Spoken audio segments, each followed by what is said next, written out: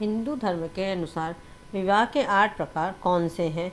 सनातन हिंदू धर्म में विवाह को एक बहुत ही पवित्र संस्कार के रूप में माना जाता है। पितृ ऋण से मुक्ति प्राप्त करने के लिए विवाह को आवश्यक माना जाता है। सनातन संस्कृति के अनुसार विवाह 8 प्रकार के होते हैं। इनमें से ब्रह्म विवाह को सर्वश्रेष्ठ विवाह माना जाता है। ब्रह्म विवाह दोनों पक्ष की सहमति से समान वर्ग के सुयोग्य वर से अर्थात कन्या की इच्छा के अनुसार विवाह निश्चित कर देना ब्रह्म विवाह कहलाता है। इस विवाह में वैदिक रीति और नियम का पालन किया जाता है।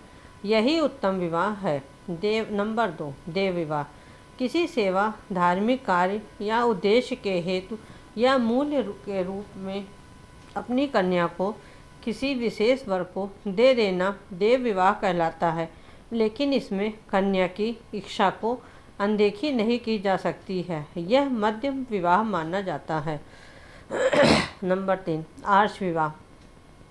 कन्या पक्ष वालों को कन्या का मूल्य देकर सामान्यतः गौदान करके कन्या से विवाह कर लेना आर्ष विवाह कहलाता है।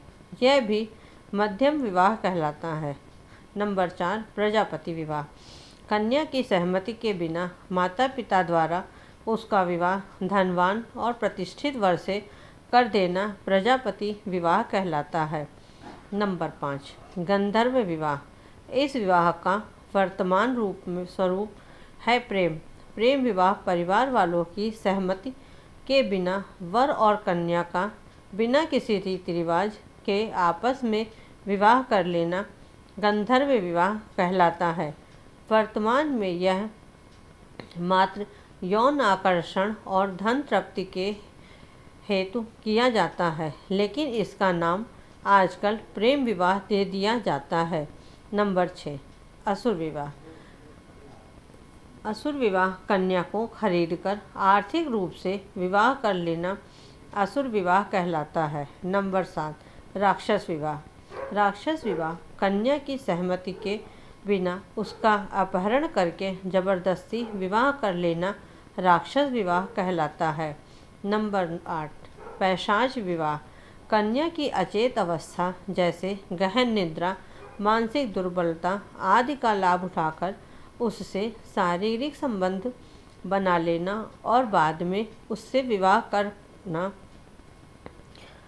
पैशाच विवाह कहलाता है। मित्रों, सनातन संस्कृति विश्व की सबसे प्राचीन संस्कृति है।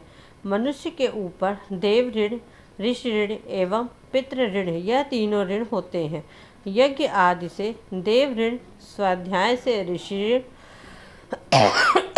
तथा उचित रीति से ब्राह्मण विवाह करके पितरों के श्राद्ध तर्पण के योग्य धार्मिक एवं सदाचारी पुत्र उत्पन्न करके पितृ ऋण का परिशोधन होता है। इस प्रकार पितरों की सेवा तथा सधन का पालन करने की परंपरा सुरक्षित रखने के लिए संतान उत्पन्न करना विवाह का परम उद्देश्य है। यही कारण है कि हिंदू धर्म में ब्रह्म विवाह को एक पवित्र संस्कार के रूप में मान्यता दी गई है। धन्यवाद।